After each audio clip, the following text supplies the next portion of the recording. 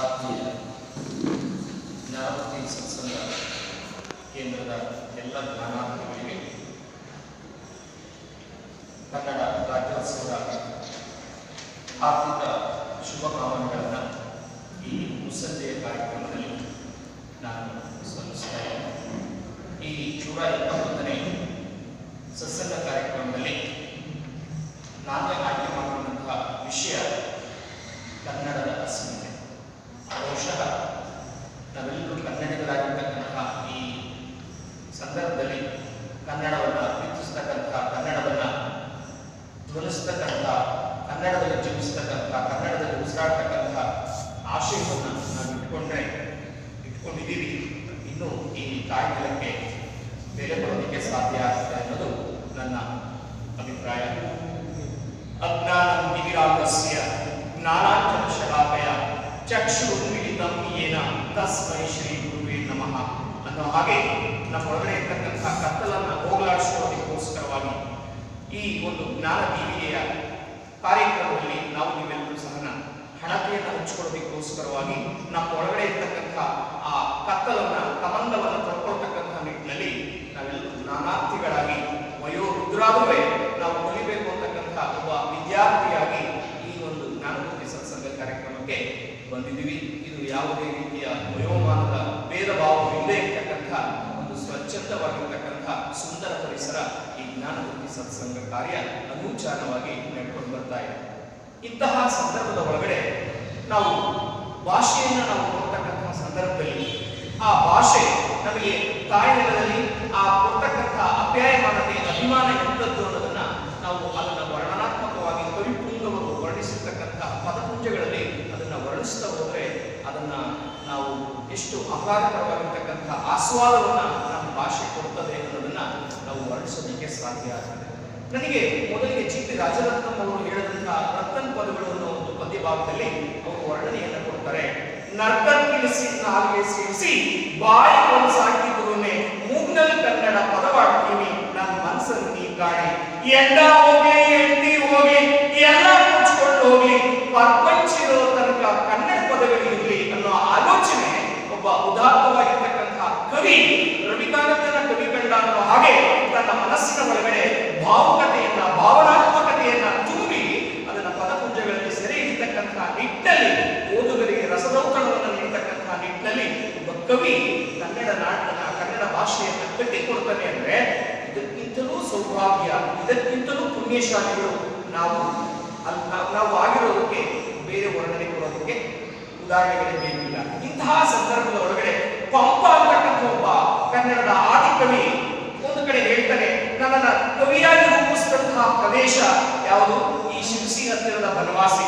ಪಂಪನ ಜನ್ಮಸ್ಥಳದ ಬಗ್ಗೆ ವಿದ್ವಾಂಸರಲ್ಲಿ ಜಿಜ್ಞಾಸೆ ಇರಬಹುದು, ಆದರೆ ನನ್ನನ್ನು ಕವಿಯಾಗಿ ರೂಪಿಸಿದಂತಹ ಒಂದು ಸ್ಥಳ, ಸಾಹಿತ್ಯದಲ್ಲಿ ಆಸಕ್ತಿಯನ್ನು ಉಂಟು ಮಾಡುವಂತಹ ಸ್ಥಳ, ಕದಂಬರ ರಾಜಧಾನಿಯಾಗಿ ಬೆಳೆದಂತಹ ಪುಣ್ಯ ಸ್ಥಳ, ಮಧುಕೇಶ್ವರನ ಸನ್ನಿಧಿ ಇರ್ತಕ್ಕಂತಹ ಸ್ಥಳ ಬನವಾಸಿ. ಚಾಗದ ಭೋಗ ದಕ್ಕರದ ಗೇಯದ ಕೊಟ್ಟಿಯ ಆಲಂಪಿ ನಿಂಪುಗಳ ಬೆಳಗರ ಮಾದೆ ಮಾನಿಸರೇ ಮಾನಿಸರಂತವರಾಗಿ ಪುಟ್ಟಲೇನಾಗಿಯುಮೆನೋ ತೀರ್ಥಪುದೆ ತೀರದೊಡನು ಮರಿ ಜುಂಬಿಯಾಗಿ ಮೇಲ್ಕೋಗಿಲೆಯಾಗಿ ಪುಟ್ಟುವುದು ನಂದನದೋಳು ವನವಾಸಿ ದೇಶದೋಳು. ನೋಡಿ, ಅಂತಹ ಸಂದರ್ಭದ ಒಳಗಡೆ ಮುಂದಿನ ಜನ್ಮದಲ್ಲಿ ನಾನು ಮನುಷ್ಯನಾಗಲಿಕ್ಕೆ ಸಾಧ್ಯ ಇಲ್ಲ ಅಂದ್ರೆ ನಾನು ಮುಂದಿನ ಜನ್ಮದಲ್ಲಿ ಮರಿದುಂಬಿಯಾಗಿ ಕೋಗಿಲೆಯಾಗಿ ಹುಟ್ಟಬೇಕು, ಮನುಷ್ಯನಾಗಿ ಹುಟ್ಟಲಿಕ್ಕೆ ಸಾಧ್ಯ ಇಲ್ಲ ಅಂದ್ರೆ ನೋಡಿ, ಇಂತಹ ಆಲೋಚನೆಗಳನ್ನ ಇಟ್ಟುಕೊಂಡಂತಹ ಒಬ್ಬ ವ್ಯಕ್ತಿ ಅವನು ಶಕ್ತಿಯಾಗಿ ರೂಪಿತವಾಗಿ ಕನ್ನಡದಲ್ಲಿ ಹಲವಾರು ಮಹಾಕಾವ್ಯಗಳನ್ನು ರಚನೆ ಮಾಡ್ತಕ್ಕಂತಹ ನಿಟ್ಟಿನಲ್ಲಿ ನೋಡಿ ಆತ ಏನ್ ಮಾಡ್ತಾನೆ, ಆದಿ ಪುರಾಣ ಅಂತಕ್ಕಂಥ ನೋಡಿ ಒಂದು ಉದ್ಗ್ರಂಥವನ್ನ, ಮಹಾಕಾವ್ಯವನ್ನ ರಚನೆ ಮಾಡಿ ಕನ್ನಡಕ್ಕೆ ಕೊಡುಗೆಯಾಗಿ ಕೊಡ್ತಾನೆ. ಅಂತಹ ಸಂದರ್ಭದ ಒಳಗಡೆ ಒಬ್ಬ ಕವಿ ಅಂತಹ ಒಂದು ಕನ್ನಡ ನಾಡಿನ ಬಗ್ಗೆ, ಈ ನೆಲದಲ್ಲಿ ತನ್ನನ್ನ ರೂಪಿಸಿದಂತಹ ಹಿನ್ನೆಲೆಯ ಬಗ್ಗೆ, ಪರಿಸರದ ಬಗ್ಗೆ ಒಂದು ಪದ್ಯ ಭಾಗದಲ್ಲಿ ವರ್ಣನೆ ಕೊಡ್ತಾರೆ. ಅಂದ್ರೆ ಅಂತಹ ಜೀವದ್ರವ್ಯ ಭಾಷೆ. ನಮಗೆ ಭಾಷೆ ಏನಕ್ಕೆ ಬೇಕು ಅನ್ನೋ ಒಂದು ವಿಚಾರವನ್ನ ನಾವು ಸ್ವಲ್ಪ ಆಲೋಚನೆಯನ್ನ ಮಾಡಿದ್ದೇ ಆದರೆ, ನಾವು ಭಾಷೆ ಇಲ್ಲದೆ ಹೋಗಿದ್ರೆ ನಾವೆಲ್ಲ ಏನಾಗ್ತಾ ಇದ್ವಿ, ನಮ್ಮ ಮನಸ್ಸಿನ ತುಣುಗಳನ್ನ, ಭಾವನೆಗಳನ್ನ ಇತರರೊಟ್ಟಿಗೆ ಹಂಚಿಕೊಳ್ಳಿಕ್ಕೆ ಸಾಧ್ಯ ಆಗ್ತಾ ಇಲ್ಲ, ನಮ್ಮ ಸುತ್ತಮುತ್ತಲಿನ ಜನರೊಟ್ಟಿಗೆ ಮಾತಾಡ್ಲಿಕ್ಕೆ ಸಾಧ್ಯ ಆಗ್ತಾ ಇಲ್ಲ. ಅಂತಹ ಭಾಷೆ ನೋಡಿ, ನಮ್ಮಲ್ಲಿ ಪ್ರಪಂಚದಲ್ಲಿ, ವಿಶ್ವದಲ್ಲಿ ನಾವು 6,900 ಭಾಷೆಗಳಿದಾವೆ ಅಂತ ಹೇಳಿ ನಮ್ಮ ಭಾಷಾ ವಿಜ್ಞಾನಿಗಳು ಒಂದು ಕಡೆ ಉಲ್ಲೇಖವನ್ನು ಕೊಡ್ತಾರೆ. ನಮ್ಮ ಭಾರತ ದೇಶ ಒಂದರಲ್ಲೇ ಸುಮಾರು 3,000ಕ್ಕೂ ಹೆಚ್ಚು ಭಾಷೆಗಳಿದಾವೆ. ಅದರಲ್ಲಿ ಕೆಲವು ಭಾಷೆಗಳಿಗೆ ಲಿಪಿ ಇಲ್ಲ, ಆದರೆ ನಮ್ಮದು ಭಾಷೆ ಎಂತ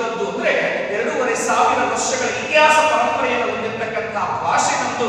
ಈ ಭಾಷೆಗೆ ತನ್ನದೇ ಆಗಿರ್ತಕ್ಕಂತಹ ಗಟ್ಟಿತನ ಇದೆ, ತಾಯಿ ಮೇಲಿದೆ.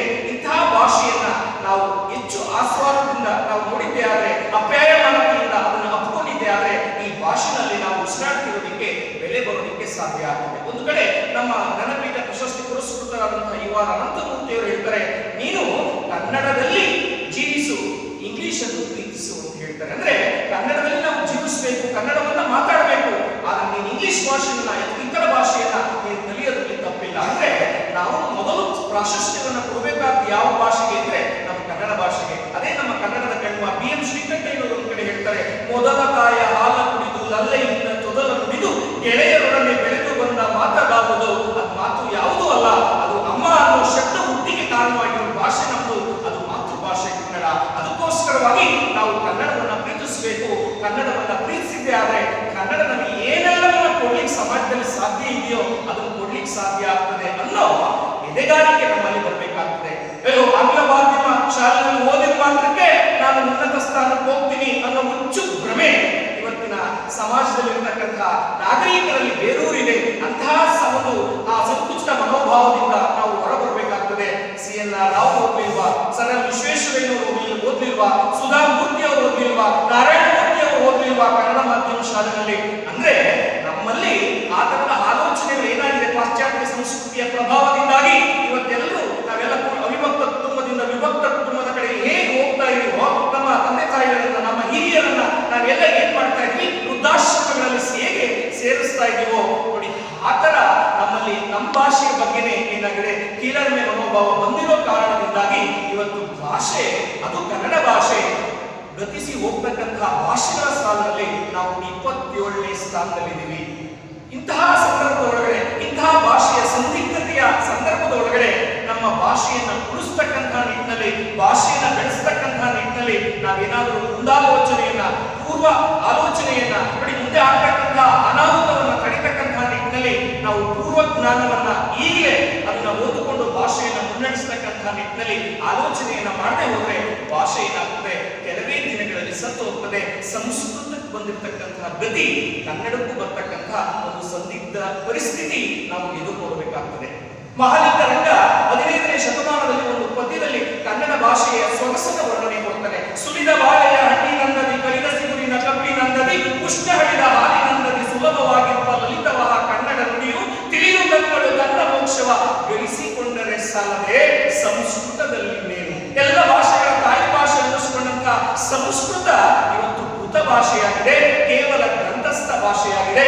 ಮುಂದೆ ನಾವೇನಾದ್ರೂ ಭಾಷೆಯ ಬಗ್ಗೆ ಸಂಕುಚಿತ ಮನೋಭಾವವನ್ನ, ತಾತ್ಸಾರ ಮನೋಭಾವವನ್ನ ಹೊಂದಿದ್ದೇ ಆದ್ರೆ ಕನ್ನಡಕ್ಕೂ ಆ ಸ್ಥಿತಿ ಬರುವ ಸ್ಥಿತ್ಯಂತರದ ಪರ್ವದಲ್ಲಿ ನಾವೆಲ್ಲ ಬದುಕ್ತಾ ಇದ್ದೀವಿ. ಇಂತಹ ಸಂದರ್ಭದೊಳಗಡೆ ಆ ಕವಿವಾಣಿಗಳು ನೋಡಿ ಹೇಳಿದಂತಹ ಹಲವಾರು ವಿಚಾರಗಳು ನಮಗೆ ಏನಾಗಬೇಕಾಗ್ತದೆ, ನನ್ನ ತಾಯಿಯನ್ನು ಪ್ರೀತಿಸಬೇಕು, ನನ್ನ ಭಾಷೆಯನ್ನು ನಾನು ಉಳಿಸಬೇಕು, ಈ ತಾಯಿಗಳನ್ನ ಕಟ್ಟಿ ಬೇರುಗಳನ್ನ ರಕ್ಷಿಸಬೇಕು ಅನ್ನೋ ಆಲೋಚನೆ ನಮ್ಮಲ್ಲಿ ಬಂದ್ರೆ ನನ್ನ ತಾಯಿಗೆ ನಾನು ಮೊದಲು ಕೊಡ್ತಕ್ಕಂತಹ ಗೌರವ ಆಗ್ತದೆ, ಭಾಷೆ ಕೊಡ್ತಕ್ಕಂತಹ ಮೊದಲು ಗೌರವ ಆಗ್ತದೆ. ಯಾಕಂದ್ರೆ ಈ ನಾಡಿನಲ್ಲಿ ಹುಟ್ಟಿರೋ ಸಂದಿಗ್ಧ ಕಾರಣಕ್ಕಾಗಿಯಾದರೂ ನಾವು ಭಾಷೆಯನ್ನು ಉಳಿಸಬೇಕಾಗ್ತದೆ ಅನ್ನೋ ಆಲೋಚನೆ ನನ್ನದು. ಈ ಒಂದು ಸಂದರ್ಭದ ಒಳಗಡೆ ಒಂದು ಕಡೆ ಒಂದು ಲೇಖನದಲ್ಲಿ ಹಾಮ ನಾಯಕರು ಒಂದು ಕಡೆ ವರ್ಣನೆಯನ್ನು ಕೊಡ್ತಾರೆ. ಅವ್ರು ಯಾವುದೋ ಒಂದು ವಿದೇಶಿ ಕಾರ್ಯಕ್ರಮಕ್ಕೆ ಅವರು ವಿಮಾನವನ್ನು ಏರಿ ಹೋಗಬೇಕಾಗಿರುತ್ತೆ. ಅಂತಹ ಸಂದರ್ಭದಲ್ಲಿ ಅವ್ರ ಜೊತೆ ಸಹಪಾಠಿಯನ್ನು ಕರ್ಕೊಂಡು ಹೋಗಿರ್ತಾರೆ. ಕರ್ಕೊಂಡು ಹೋಗಿ ಅವರು ವಿಮಾನವನ್ನು ಹತ್ತಬೇಕು. ಕೆಂಪೇಗೌಡ ಅಂತಾರಾಷ್ಟ್ರೀಯ ವಿಮಾನದಲ್ಲಿ ನಿಂತಿರ್ತಾರೆ, ವಿಮಾನ ನಿಲ್ದಾಣದಲ್ಲಿ ನಿಂತಿರ್ತಾರೆ. ಅವರ ಸಹಪಾಠಿ ಅವ್ರನ್ನ ಕೇಳ್ತಾರೆ, ಏನ್ರಿ ಹಾಮನಾಯಕರೇ, ಎಲ್ಲಿ ನೋಡಿದ್ರು ವಿಮಾನ ನಿಲ್ದಾಣದಲ್ಲಿ ಇಂಗ್ಲಿಷ್ನಲ್ಲಿ ಮತ್ತೆ ಹಿಂದಿನಲ್ಲಿ ಎಲ್ಲ ನಾಮಫಲಕಗಳು ರಾರಾಜಿಸ್ತಾ ಇದ್ದಾವೆ. ಇದೇ ನಾವು ಕನ್ನಡ ನಾಡಿನಲ್ಲಿ, ಅದು ಕರ್ನಾಟಕದ ರಾಜಧಾನಿಯಲ್ಲಿ ಕನ್ನಡ ಸಿಗ್ತಕ್ಕಂತಹ ಗೌರವ ಅಂತೇಳಿ ಒಂದು ಹಾಸ್ಯಭರಿತವಾದ ರೀತಿ ಒಳಗಡೆ ಒಂದು ಪ್ರಶ್ನೆಯನ್ನು ಮುಂದಿಡ್ತಾರೆ. ಹಾಮನಾಯಕರು ಹಾಸ್ಯಭರಿತವಾಗಿ, ಯಾಕಂದ್ರೆ ಎಷ್ಟೇ ನಮಗೆ ಸಂದಿಗ್ಧ ಸ್ಥಿತಿ ಇದ್ರೂ ನಾವು ಅದನ್ನೆಲ್ಲ ಹಾಸ್ಯ ರೂಪದಲ್ಲಿ ನೋಡಿ ನಾವು ತೆಗೆದುಕೊಂಡು ನಾವು ಉತ್ತರವನ್ನು ಕೊಡಬೇಕಾಗ್ತದೆ ಕೆಲವು ಸಂದಿಗ್ಧ ಸ್ಥಿತಿಯ ಸಂದರ್ಭದಲ್ಲಿ. ಹಾಗೆ ಹೇಳ್ತಾರೆ ನೋಡಿ, ಅಲ್ಲಿ ಎದುರಿಗೆ ಕಾಣ್ತಾ ಇದೆಯಲ್ಲ ಶೌಚಾಲಯ ಅಂತೇಳಿ, ಆ ಶೌಚಾಲಯ ಅಂತಕ್ಕಂಥದ್ದನ್ನ ಕನ್ನಡದಲ್ಲಿ ಬರೆದಿದ್ದಾರೆ. ಇದು ಗಂಡಸರು ಹೋಗ್ತಕ್ಕಂಥದ್ದು, ಇದು ಹೆಂಗಸರು ಹೋಗ್ತಕ್ಕಂಥದ್ದು. ಅಂದ್ರೆ ನಮ್ಮ ಕನ್ನಡ ಭಾಷೆಯ ಸ್ಥಿತಿ ಹೇಗೆ ಬಂದಿದೆ ಅಂದ್ರೆ ನೋಡಿ, ಹೇಗೆ ಆ ಶೌಚಾಲಯ ಅಂತಕ್ಕಂಥ ನಾಮಫಲಕವನ್ನ ಕನ್ನಡದಲ್ಲಿ ಬರೆದಿದ್ದಾರೆ, ಆ ಸ್ಥಿತಿ ನಮಗೆ ಬಂದಿದೆ. ಯಾಕೆಂದ್ರೆ ನೋಡಿ, ವಿಮಾನ ನಿಲ್ದಾಣ, ಕೆಂಪೇಗೌಡ ಅಂತಾರಾಷ್ಟ್ರೀಯ ವಿಮಾನ ನಿಲ್ದಾಣ ರಾರಾಜಿಸ್ತಾ ಇದೆ. ಭಾಷೆಯಲ್ಲಿ, ಹಿಂದಿ ಭಾಷೆಯಲ್ಲಿ ಕನ್ನಡ ಸೌಕಲಾಗಿದೆ. ಎಲ್ಲಿ ಇರಬಾರದು ಅಥವಾ ಎಲ್ಲಿ ಅದನ್ನು ನಾವು ಕಾಣಬಾರದು ಅನ್ನೋ ಆಲೋಚನೆ ಇತ್ತು, ಆ ಸ್ಥಳದಲ್ಲಿ ನಾವು ಏನ್ ಮಾಡ್ತಾ ಇದೀವಿ, ಆ ಒಂದು ಕನ್ನಡ ಭಾಷೆಯನ್ನು ನಾವು ಕಾಣ್ತಾ ಇದ್ದೀವಿ. ಇದು ಕನ್ನಡಿಗರು ಕೊಡ್ತಕ್ಕಂಥ ರಾಜಮರ್ಯಾದೆ ಎಂತದ್ದು ಅಂತ ಹೇಳಿ ಆಶ್ಚರ್ಯಚಕಿತರಾಗಿ ನೋಡ್ತಕ್ಕಂತಹ ರೀತಿಯಲ್ಲಿ ನೋಡಿ ಅವರು ಉತ್ತರವನ್ನ ಕೊಡ್ತಾರೆ.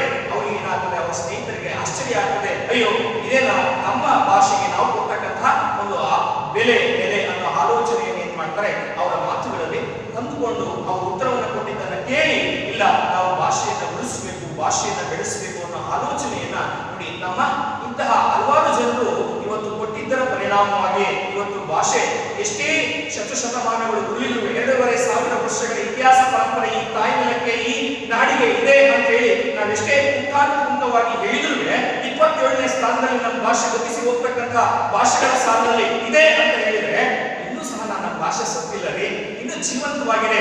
ಅದನ್ನ ನಾವು ನೀವೆಲ್ಲರೂ ಸಹ ಉಳಿಸ್ತಕ್ಕಂತಹ ಹೊಣೆಗಾರಿಕೆಯನ್ನ ನಾವು ಮಾಡ್ಕೋಬೇಕಾಗ್ತದೆ. ನಾನು ಇವತ್ತಿನ ಒಂದು ಈ ಉಪನ್ಯಾಸ ಕಾರ್ಯಕ್ರಮಕ್ಕೆ ಆಯ್ಕೆ ಮಾಡಿಕೊಂಡಂತಹ ವಿಷಯ ಕನ್ನಡದ ಅಸ್ಮಿತೆ. ಅಸ್ಮಿತೆ ಅಂದ್ರೆ ಏನು ಇಲ್ಲ, ಅಸ್ಮಿತೆ ಪದಕ್ಕೆ ಅರ್ಥ ಐಡೆಂಟಿಟಿ ಅಂತ ಅರ್ಥ, ಅಸ್ತಿತ್ವ ಅಂತ ಅರ್ಥ. ಕನ್ನಡ ಭಾಷೆ ಅಸ್ತಿತ್ವ ರಹಿತ ಭಾಷೆ ಅಲ್ಲ, ಜೀವಂತವಾಗಿರ್ತಕ್ಕಂತಹ ಭಾಷೆ, ವ್ಯಾವಹಾರಿಕ ಭಾಷೆ. ನಾವು ಅದ್ರ ಜೊತೆ ವ್ಯವಹಾರವನ್ನ ಮಾಡ್ತಾ ಇದ್ವಿ. ಜೊತೆಗೆ ಹಲವಾರು ಕವಿಗಳು ನೋಡಿ, ಸಾಹಿತ್ಯಗಳು ಏನ್ ಮಾಡಿದರೆ ಈ ಭಾಷೆಯ ಹೆಜ್ಜೆ ಗುರುತುಗಳನ್ನ ಬಿಟ್ಟೋಗಿದ್ದಾರೆ. ರಾಷ್ಟ್ರಕವಿ ಕುವೆಂಪು ಅವರು ನಮ್ಮಿಂದ ಗತಿಸಿ ಹೋಗಿರಬಹುದು, ಆದರೆ ಅವರು ಬರೆದಂತಹ ಸಾಹಿತ್ಯ ಇದೆಯಲ್ಲ ಅದಕ್ಕೆ ಸಾವಿಲ್ಲರೇ. ಇಂತಹ ಹಲವಾರು ಜನ ಸಾಹಿತ್ಯಗಳು ಈ ನಾಡಿನಲ್ಲಿ ಏನ್ ಮಾಡಿದರೆ ಕನ್ನಡಕ್ಕೆ ಹಲವಾರು ರೀತಿಯ ಪುಂಖಾನುಪುಂಖವಾಗಿ ಸಾಹಿತ್ಯದ ರಸದೌತಣವನ್ನೇ ಸಾಹಿತ್ಯದಲ್ಲಿ ಸೆರೆ ಹಿಡಿದು ಅದನ್ನು ಓದುಗರಿಗೆ ಏನ್ ಮಾಡಿದರೆ ರಸದೌತಣದಂತೆ, ಹಬ್ಬದ ಔತಣದಂತೆ ಏನ್ ಮಾಡಿದರೆ ಗುಣಪಡಿಸಿದ್ದಾರೆ. ಅದನ್ನೆಲ್ಲ ನಾವು ಆಸ್ವಾದಿಸ್ತಾ ಇದ್ದೀವಿ. ಇಂತಹ ಈ ಕನ್ನಡ ನಾಡಿನಲ್ಲಿ ನೋಡಿ ಹಲವಾರು ಜನ ಸಾಹಿತಿಗಳು ಏನ್ ಮಾಡಿದರೆ ಒಂದೊಂದು ರೀತಿಯ ವರ್ಣನೆಯನ್ನ ಕೊಡ್ತಾರೆ. ನೋಡಿ ಕಪ್ಪೆ ಹರೆಬಟ್ಟನ ಶಾಸನದಲ್ಲಿ 3 ಸಾಲಿನ ಶಾಸನ, ಕಪ್ಪೆ ಹರೆಬಟ್ಟ ಅಂತಕ್ಕಂಥ ಕ್ರಿಸ್ತಶಕ ಸುಮಾರು 700ರಲ್ಲಿ ಈ ಶಾಸನವನ್ನು ಬರೆಸ್ತಾ ಕಲ್ಲಿನ ಮೇಲೆ ಅಂತ ಹೇಳಿ ಒಂದು ಉಲ್ಲೇಖ ಬರ್ತದೆ. ಒಂದ್ ಕಡೆ ಹೇಳ್ತಾನೆ, ಸಾಧುಗೆ ಸಾಧು ಮಾಧುರ್ಯಂಗೆ ಮಾಧುರ್ಯಂ ದ್ವಾದಿಪ ಕಲಿಗೆ ಕಲಿಯುಗ ವಿಪರೀತನ್ ಮಾಧವನೀತನ್ ಪೆರನಲ್ಲ. ಕನ್ನಡಿಗರು ಎಂಥ ಗುಣಗ್ರಾಹಕತೆಯನ್ನು ಹೊಂದಿರುವವರು ಅಂದ್ರೆ ಒಳ್ಳೆಯವರು ಒಳ್ಳೆಯವರು, ಕೆಟ್ಟವರಿಗೆ ಕೆಟ್ಟವರು.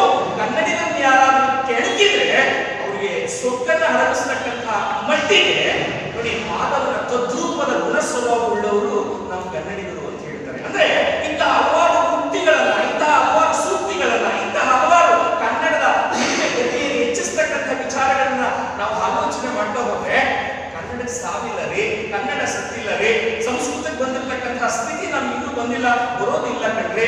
ಯಾಕಂದ್ರೆ ಕನ್ನಡ ಭಾಷೆಯನ್ನ ಎಷ್ಟೇ ತಾತ್ಸಾರ ಮನೋಭಾವದಿಂದ ನೋಡ್ತಕ್ಕಂಥ ವರ್ಗ ಇದ್ರೂ ಅದನ್ನ ಉಳಿಸ್ತಕ್ಕಂಥ ನೋಡಿ ಬೆಳೆಸ್ತಕ್ಕಂತಹ ನಿಟ್ಟಿನಲ್ಲಿ ತಾನಾಗಿ ಉಟ್ಕೊಂಡಿರ್ತಕ್ಕಂತಹ ಒಂದು ಉದ್ಭವ ಮೂರ್ತಿಯ ವರ್ಗ ಇದೆ. ಅದನ್ನ ಯಾರು ಕಿತ್ತಾಕೋದಕ್ಕೆ ಸಾಧ್ಯ ಇಲ್ಲ ಅನ್ನೋದು ಹಲವಾರು ವಿದ್ವಾಂಸರ ಅಭಿಪ್ರಾಯ. ಇಂತಹ ಸಂದರ್ಭದ ಒಳಗೆ ನೋಡಿ ಹಲವು ನಾವು ವಿಚಾರಗಳನ್ನು ನಾವೇನ್ ಮಾಡ್ತೀವಿ ನೋಡ್ತಾ ಹೋಗ್ತೀವಿ.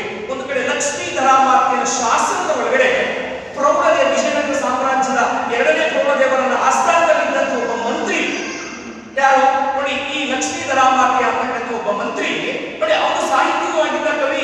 ಅವನೇನ್ ಮಾಡ್ದ ನೋಡಿ, ಎಂತಹ ಗುಣಗ್ರಾಹಕತೆಯನ್ನ ಹುಟ್ಟತಕ್ಕಂತಹ ಮಗುವಿಗೆ ಆ ತಾಯಿ ಎದೆ ಹಾಲನ್ನು ಉಳಿಸ್ತಕ್ಕಂತಹ ಸಂದರ್ಭದಲ್ಲಿ ಕೊಡ್ತಾಳೆ ಅಂದ್ರೆ, ಕೆರೆಯನ್ನು ಕಟ್ಟಿಸು ಬಾವಿಯನ್ನು ಸವಿಸು ದೇವಾಗಾರವನ್ನು ಮಾಡಿಸು ಅಜ್ಜರಿಯುಳ್ ಸಿಲ್ಕಿನ ಅನಾಥರನ್ನು ಬಿಡಿಸು ಮಿತ್ರರಿಗಿಂಗುಗೆ ನಂಬಿದರಿಗೆ ಒಟ್ಟಾಗಿರು ಶಿಷ್ಯರ ಪೊರೆ ಎಂದು ತಿಂತೆಲ್ಲವನ್ನು ತಿಂತೆ ಪಾಲೆನವನ್ನು ತೊಟ್ಟು ಕಿವಿಯೋಳು ಲಕ್ಷ್ಮೀಧರಾಮಾತ್ಯ. ಅಂದ್ರೆ ಇಂತಹ ತಾಯಂದ್ರಿದ್ದಾರೆ ಸ್ವಾಮಿ ಈ ತಾಯ್ನಾಡಿನಲ್ಲಿ. ಇಂತಹ ತಾಯಂದ್ರಿ ಇದ್ದಿರೋ ಕಾರಣಕ್ಕೆ ಈ ಭಾಷೆಯನ್ನ ಬೆಳೆಸಬೇಕು, ಉಳಿಸಬೇಕು ಅನ್ನೋ ನಿಟ್ಟಿನಲ್ಲಿ ಹಲವಾರು ಜನ ಕನ್ನಡ ಭಾಷೆಯನ್ನು ಅಪ್ಕೊಂಡಿರೋದಕ್ಕೆ ಸಾಧ್ಯ ಆಗಿದೆ. ಎಷ್ಟೇ ನೋಡಿ ಆಂಗ್ಲ ಭಾಷೆಯ ವ್ಯಾಮೋಹಿತಕ್ಕೆ ನಾವು ಒಳಗಾಗಿರ್ಬೋದು, ಆದ್ರೆ ಭಾಷೆಗೆ ಸಾವಿಲ್ಲ ಸ್ವಾಮಿ. ಭಾಷೆಯನ್ನ ಪ್ರೀತಿಸ್ತಕ್ಕಂಥ ಕನ್ನಡಿದೆ. ಕನ್ನಡ ಭಾಷೆ ಉದ್ಭವ ಭಾಷೆ ಇದು ನೋಡಿ. ಹೇಗೆ ಒಂದು ಉದ್ಭವ ಲಿಂಗ ಸೃಷ್ಟಿ ಆಗ್ತದೆ, ಯಾರು ತಾನು ನೆಟ್ಟಿರೋದಲ್ಲ, ಅಂತಹ ಭಾಷೆ ನಮ್ಮದು. ಇಂತಹ ಗಟ್ಟಿತನ ಈ ಭಾಷೆಗಿದೆ. ಇಂತಹ ಭಾಷೆಯನ್ನ ಉಸಿರಾಡ್ತಾ ಇರುವ, ಇಂತಹ ಭಾಷೆಯಲ್ಲಿ ಜೀವಿಸ್ತಾ ಇರುವ ನಾವೆಲ್ಲರೂ ಧನ್ಯರು ಅನ್ನೋ ಭಾವನೆ ನಮ್ಮಲ್ಲಿ ಬರದೇ ಹೋದ್ರೆ ನಾವು ನಿಜವಾಗಿ ಏನಾಗ್ತದೆ, ಈ ತಾಯಿ ನೆಲದಲ್ಲಿ ಹುಟ್ಟಿದ್ದಕ್ಕೆ ಸಾರ್ಥಕತೆ ಬರೋದಿಲ್ಲ ಅನ್ನೋದು ನನ್ನ ಭಾವನೆ. ಒಂದ್ ಕಡೆ ರಾಷ್ಟ್ರಕವಿ ಕುವೆಂಪುರವರು ಒಂದ್ ಕಡೆ ಹೇಳ್ತಾರೆ, ಬಾರಿಸು ಕನ್ನಡ ಡಿಂಗಿಮವ ಓ ಕರ್ನಾಟಕ ಹೃದಯ ಶಿವ, ಸಂತತಿಹರನ್ನು ಬಡಿದೆಚ್ಚರಿಸು, ಕಚ್ಚಾಡುವರನ್ನು ಕೂಡಿಸಿ ಒಲಿಸು, ಹೊಟ್ಟೆಯ ಕಿಚ್ಚಿಗೆ ಕಣ್ಣೀರು ಸುರಿಸು, ಒಟ್ಟಿಗೆ ಬಾಳುವ ತೆರದಲ್ಲಿ ಹರಸು, ಬಾರಿಸು ಕನ್ನಡ ಡಿಂಗಿಮವ ಓ ಕರ್ನಾಟಕ ಹೃದಯ ಶಿವ. ನೋಡಿ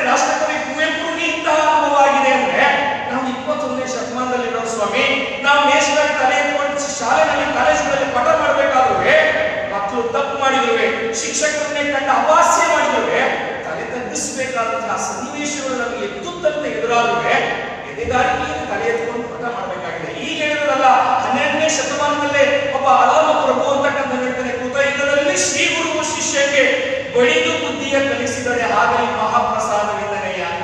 ನೋಡಿ, ತ್ರೇತಾಯುಗದಲ್ಲಿ ಶ್ರೀ ಗುರು ಶಿಷ್ಯಕ್ಕೆ ಬೈದು ಬುದ್ಧಿಯ ಕಲಿಸಿದರೆ ಆಗಲಿ ಮಹಾಪ್ರಸಾದವೆಂದನೆಯ. ದ್ವಾಪರ ಯುಗದಲ್ಲಿ ಶ್ರೀ ಗುರು ಶಿಷ್ಯಂಗೆ ಚೆಂಕಿಸಿ ಬುದ್ಧಿಯ ಕಲಿಸಿದರೆ ಆಗಲಿ ಮಹಾಪ್ರಸಾದವೆಂದನೆಯ. ಇರೋದು ನಾವು ಪರ್ಯಾಸ. ಕಲಿಯುಗದಲ್ಲಿ ಶ್ರೀ ಗುರು ಶಿಷ್ಯಂಗೆ ವಂದಿಸಿ ಬುದ್ಧಿಯ ಕಲಿಸಿದೊಡೆ ಆಗಲಿ ಮಹಾಪ್ರಸಾದವೆಂದನೆಯ. ಇದು ಅನುಭವ ಆಗದರೆ ಅಲಮ ಪ್ರಭು ಈ ವಚನವನ್ನು ಬರೆಯಲಿಕ್ಕೆ ಸಾಧ್ಯ ಇಲ್ಲ. ಇಂತಹ ಸ್ಥಿತಿಯಂತಹ ಪ್ರಭುಗಳನ್ನ ನಾವು ಈಗ ನೋಡ್ತಾ ಇರೋದಲ್ಲ, ನಮ್ಗಿಂತಲೂ ಪೂರ್ವಜರು, ನಮ್ಮ ಸನಾತನ ಈ ಕನ್ನಡ ನಾಡಿನ ಹಲವಾರು ಕವಿವರಿಯರು, ವಚನಕಾರರು ನೋಡಿದರೆ ಆ ಸ್ಥಿತಿಯಂತರವನ್ನ ಅವ್ರು ಏನ್ ಮಾಡಿದ್ದಾರೆ, ಆ ಸ್ಥಿತಿಯಂತರದಲ್ಲಿ ಅವರು ಸಾಹಿತ್ಯದ ಸಾಧನೆಯನ್ನು ಮಾಡಿದರೆ ಕನ್ನಡಕ್ಕೆ ಏನಾದರೂ ಕೊಡಬೇಕು ಅನ್ನೋ ಉತ್ಕಟ ಭಾಷಾ ಪ್ರೇಮ ಬಂದಿದೆಯಲ್ಲ, ಇಂತಹ ಆಲೋಚನೆ ಇಟ್ಕೊಂಡ್ರೆ ನಾವು ಬದುಕಲಿಕ್ಕೆ ಸಾಧ್ಯ ಆಗ್ತದೆ, ಭಾಷೆ ಉಳಿಸ್ಲಿಕ್ಕೆ ಸಾಧ್ಯ ಆಗ್ತದೆ. ನೋಡಿ, ಇಂತಹ ಆಲೋಚನೆ 21ನೇ ಶತಮಾನದಲ್ಲಿ ನಾವು ಹೇಳ್ತಾ ಇರೋದು, ಕಾಣ್ತಾ ಇರೋದು 12ನೇ ಶತಮಾನದಲ್ಲಿ ಒಬ್ಬ ಕವಿ ಕಂಡಿದ್ದಾನೆ ಅಂದ್ರೆ, ಓ ಈ ತರದ ಎಲ್ಲ ಒಳಿತು ಕೆಡುಕು ಸಮಾಜದಲ್ಲಿ ಇರ್ತದೆ. ನಮ್ಮ ದಿವಿ ಗುಡದ್ದು ಒಂದ್ ಕಡೆ ಹೇಳ್ತಾರೆ, ನಗುವೊಂದು ರಸಪಾಕ ಅಡುವೊಂದು ರಸಪಾಕ, ನಗುವಾತ್ಮ ಪರಿಮಳವ ಪಸರಿಸುವ ಕುಸುಮ, ತುಗುಡವಾತ್ಮವ ಕಡೆದು ಸತ್ವ ಮೆತ್ತುವ ಮತ್ತು ಬಗೆದೆರಡನ್ನು ಭಜಿಸು ಮಂಕುತಿಮ್ಮ. ನಗುವುದು ಸಹಜ ಧರ್ಮ, ನಗಿಸುವುದು ಪರಧರ್ಮ, ನಗುವ ಕೇಳುತ್ತ ನಗುವುದು ಅತಿಶಯದ ಧರ್ಮ, ನಗುವ ನಗಿಸುವ ನಗಿಸಿ ನಗುತ್ತ ಬಾಳುವ ವರವ ಬಿಗೋ ನೀ ಬೇಡಿಕೊಳ್ಳುವ ಮಂಕುತಿಮ್ಮ. ರಾಗಿ ಮುದ್ದೆಯನ್ನು ಬಾಳುವ ತಂಗೆ ಕಾಗಿ ಕದ್ದುಡುವ ಭಕ್ಷ್ಯವ ಕಂಡು ತರುವೆ, ನೀಗಿಸುವುದು ಹಸಿವನ್ ಉಣಿಸೆನ್ ತಪ್ಪುದಾಗೊಡಂ ಬಾಧಿಸದಿರಾತ್ಮವನ್ನು ಮಂಕುತಿಮ್ಮ. ಬಿಡಿ, ಬೆದಗಾಟ ಬದುಕೆಲ್ಲ ಚಣಚಣಕ್ಕೂ ಹೊಸ ಹಸಿವು, ಅದಕ್ಕಾಗಿ ಇದಕ್ಕಾಗಿ ಮತ್ತೊಂದಕ್ಕಾಗಿ ಅಧಿಕಾರ ಸಿರಿಸೊಗಸು ಕೀರ್ತಿಗಳ ನೆನೆದವನ ಕುದಿಯುತ್ತಿರುವುದಾವದಂ ಮಂಕುತಿಮ್ಮ. ಇಂತಹ ಆಲೋಚನೆಗಳು ಒಬ್ಬ SSLC ನಪಾಸ್ ಆಗಿರೋ ವ್ಯಕ್ತಿ 2ನೇ ಭಗವದ್ಗೀತೆ ಮಂಕುತಿಮ್ಮನ ಕಗ್ಗವನ್ನ ಕನ್ನಡಕ್ಕೆ ಕೊಡುಗೆಯಾಗಿ ಕೊಟ್ಟಿದ್ದಾನೆ ಅಂದ್ರೆ, ಎಜುಕೇಶನಲ್ ಕ್ವಾಲಿಫಿಕೇಶನ್ ಬೇಕಿಲ್ರಿ ಕನ್ನಡ ಉಳಿಸ್ಲಿಕ್ಕೆ, ಎದೆಗಾರಿಕೆ ಬೇಕು. ನಾನು ಭಾಷೆಯಲ್ಲಿ ಏನಾದರೂ ಕನ್ನಡ ಕೊಡುಗೆಯನ್ನು ಕೊಡಲಿಕ್ಕೆ ಸಾಧ್ಯ ಅನ್ನೋ ಆಲೋಚನೆ ಯಾವಾಗ ಯಾರಲ್ಲಿ ಬರೋದಿಲ್ಲ, ಆ ಭಾಷೆ ಏನಾಗ್ತದೆ, ತಾನಾಗಿ ಸತ್ತು ಹೋಗ್ತದೆ. ಬಟ್ ಇಂತಹ ಸ್ಥಿತಿ ಇವತ್ತು ಸಂಸ್ಕೃತಕ್ಕೆ ನಾವು ಎದುರು ನೋಡ್ತಾ ಕಾಣ್ತಾ ಇದ್ದೀವಿ ಅಂದ್ರೆ, ಇವತ್ತು ಸಂಸ್ಕೃತ ಯಾವೊಂದು ಪ್ರದೇಶದಲ್ಲೂ ವ್ಯಾವಹಾರಿಕ ಭಾಷೆಯಾಗಿಲ್ಲ. ಗ್ರಂಥಸ್ಥ ಸ್ಥಾನಮಾನವನ್ನ ಕೇವಲ ಪುಸ್ತಕದಲ್ಲಿ ನೋಡ್ತಕ್ಕಂಥ ಓದ್ತಕ್ಕಂಥದಕ್ಕೆ ನಾವು ಸೀಮಿತ ಮಾಡಿದ್ದೀವಿ. ಆದ್ರೆ ಆ ಸ್ಥಿತಿ ನಮಗೆ ಬಂದಿಲ್ಲ, ಬರೋದು ಇಲ್ಲ.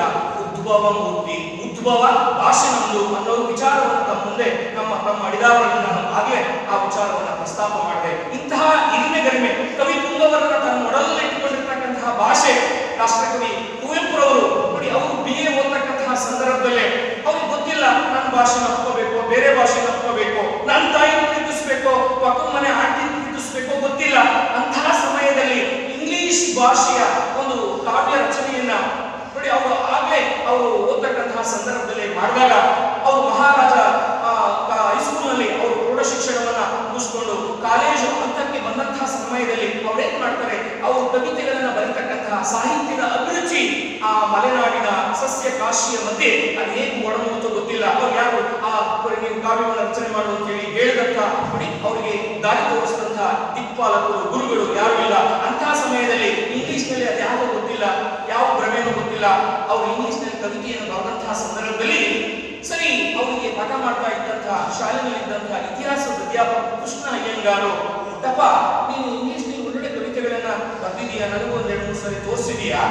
ಇವತ್ತು ಐರಿಷ್ ದೇಶದಿಂದ ಇಲ್ಲಿ ವಿಶ್ವವಿದ್ಯಾಲಯಕ್ಕೆ ಸೆಮಿನಾರ್ ಅನ್ನ ಕೊಡ್ಲಿಕ್ಕೆ ಇಂಗ್ಲಿಷ್ ಪ್ರಾಧ್ಯಾಪಕರೊಬ್ಬರು ಬಂದಿದ್ದಾರೆ, ಜೇಮ್ಸ್ H. ಕಸಿನ್ಸ್ ಅಂತ ಹೇಳಿ ಅವರ ಹೆಸರು. ನೀನು ಅವ್ರಿಗೆ ತೋರಿಸು. ನೀನು ಆ ಕೃತಿಯನ್ನು ತೋರಿಸಿದ ತಕ್ಷಣ, ಹಸ್ತಪ್ರತಿಯನ್ನು ತೋರಿಸಿದ ತಕ್ಷಣ ಅವ್ರೇನ್ ಮಾಡ್ತಾರೆ, ನಿನ್ನನ್ನ ಬೆಂತಟ್ತಾರೆ. ನೀನು ಬರೆದಂತಹ ಈ ಎಲ್ಲ ಸಾಲುಗಳನ್ನ ತಪ್ಪುಗಳಿದ್ದರೆ ತಿದ್ದುತ್ತಾರೆ, ನೀನು ಅದನ್ನ ಪುಸ್ತಕ ರೂಪದಲ್ಲಿ ಮುದ್ರಣ ಮಾಡ್ಲಿಕ್ಕೆ ಅನುಕೂಲ ಆಗುತ್ತೆ ಅಂತೇಳಿ ಸಂದೇಶವನ್ನ ಸಲಹೆಯನ್ನ ಕೊಡ್ತಾರೆ. ಸರಿ, ಅದು ಸರಿ ಅನ್ಸುತ್ತೆ ಪುಟ್ಟಪ್ಪನವರಿಗೆ. ಹೌದು, ನಾನು ಸ್ನೇಹಿತರನ್ನು ಕರ್ಕೊಂಡು ಇವತ್ತೇ ಅವರು ಒಪ್ಕೊಂಡಿರ್ತಕ್ಕಂತಹ ಅತಿಥಿ ಗೃಹಕ್ಕೆ ಹೋಗ್ತೀನಿ, ಗೆಸ್ಟ್ ಹೌಸ್ಗೆ, ಅವ್ರಿಗೆ ತೋರಿಸ್ತೀನಿ. ಅವ್ರಿಗೆ ತೋರಿಸಿದಾದ್ಮೇಲೆ ನನಗೆ ಅವರಿಂದ ಏನ್ ಬರ್ತದೆ ಸಲಹೆ ಸೂಚನೆಯನ್ನ ನಾನು ಸ್ವೀಕರಿಸ್ತೀನಿ ಅಂತ ಹೇಳಿ ಗುರುಗಳು ಹೇಳಿದಂತಹ ಮಾರ್ಗದರ್ಶನದ ಹಿನ್ನೆಲೆಯಲ್ಲಿ ಅವ್ರು ಉಳ್ಕೊಂಡಿದ್ದಂತಹ ಗೆಸ್ಟ್ ಹೌಸ್ಗೆ, ಅತಿಥಿ ಗೃಹಕ್ಕೆ ಹೋಗ್ತಾರೆ. ಹೋದಂತಹ ಸಮಯದಲ್ಲಿ ಅಲ್ಲಿರ್ತಕ್ಕಂಥ ವಾಚ್ಮನ್ ಅವರನ್ನ ಒಳಗಡೆ ಬಿಡ್ತಾನೆ ಒಪ್ಪಿಗೆ ಮೇರೆಗೆ. ಸರಿ, ಹೋದಂತಹ ಆಪಾದ ಮಸ್ತಕ ನೋಡಿ, ತಲೆಯಿಂದ ಪಾದದವರೆಗೆ ನೋಡಿದಾಗ ಅವ್ರು ಹಾಕೊಂಡಂತಹ ವಸ್ತ್ರ ಇದೆಯಲ್ಲ ಅದು ಪೂರ್ಣ ಸ್ವದೇಶಿ ಇರ್ತದೆ. ಕೇಳ್ತಾರೆ, ಪುಟ್ಟಪ್ಪ ನಿನ್ನ ಮಾತೃಭಾಷೆ ಯಾವುದು? ಕನ್ನಡ. ನೀನು ಇದೊಂದು ಯಾಕೆ ನೀನು ಹಾಕೊಂಡಿರೋ ವಸ್ತ್ರ ಏನಿದೆ ಸ್ವದೇಶಿ ವಸ್ತ್ರ ಹಾಕೊಂಡಿದೆಯಾ, ಇದೊಂದು ಯಾಕೆ ವಿದೇಶಿ ಅಂತ ಕೇಳ್ತಾರೆ. ಆಗ ಇವರಿಗೆ ಜ್ಞಾನೋದಯ ಆಗ್ತದೆ. ಏನು ಕೇಳ್ತಾ ಇದ್ದಾರೆ, ನನ್ನ ಗುರುಗಳು ನನ್ನ ಹೊಗಳ್ತಾರೆ, ಅದನ್ನು ಪುಸ್ತಕ ರೂಪದಲ್ಲಿ ಹೊರತರಲಿಕ್ಕೆ ಅನುಕೂಲ ಆಗ್ತದೆ ಅಂತ ಹೇಳಿ ನನ್ನನ್ನು ಇಲ್ಲಿ ಕಳಿಸಿದ್ರು. ಇವ್ರು ನನ್ಗೆ ಏನು ಅಪಹಾಸ್ಯ ಮಾಡ್ತಾ ಇದ್ದಾರೋ ಅಥವಾ ನನ್ನನ್ನ ಹೊಗಳ್ತಾ ಇದ್ದಾರೋ ತೆಗಳ್ತಾ ಇದ್ದಾರೋ ಒಂಥರ ಭ್ರಮನಿರಸನಕ್ಕೊಳಗಾದಂತಹ ಸ್ಥಿತಿಗೊಳಗಾಗ್ತಾರೆ. ಆಮೇಲೆ ಅವ್ರು ಹೇಳ್ತಾರೆ, ಇಲ್ಲ ನೀನು ಇಂಗ್ಲಿಷ್ ಭಾಷೆನಲ್ಲಿ, ಯಾಕಂದ್ರೆ ನಿನ್ನ ಮಾತೃಭಾಷೆ ಅಲ್ಲ, ಅಂತಹ ಭಾಷೆನಲ್ಲೇ ನೀನು ಕೆಲವು ವಿಚಾರಗಳನ್ನು ತಾಯಿ ಬಗ್ಗೆ, ಪರಿಸರದ ಬಗ್ಗೆ, ಗುರುಗಳ ಬಗ್ಗೆ ಎಂತೆಂತ ಒಳ್ಳೊಳ್ಳೆ ವಿಚಾರಗಳನ್ನು ಏನ್ ಮಾಡಿದ್ಯಾ, ನಿನ್ನ ಮಾತೃಭಾಷೆ ಅಲ್ಲದೇ ಇರೋ ಭಾಷೆನಲ್ಲಿ ಏನ್ ಮಾಡಿದ್ಯಾ, ನೀನು ಕವಿತೆಯನ್ನು ರಚನೆ ಮಾಡಿದ್ಯಾ. ಅದೇ ನಿನ್ನ ತಾಯಿ ಭಾಷೆನಲ್ಲಾದ್ರೆ ಇದಕ್ಕಿಂತಲೂ ಒಳ್ಳೆಯ ಪದಪುಂಜಗಳನ್ನು ಸಿಗ್ಲಿಕ್ಕೆ ಸಾಧ್ಯ ಆಗ್ತದೆ.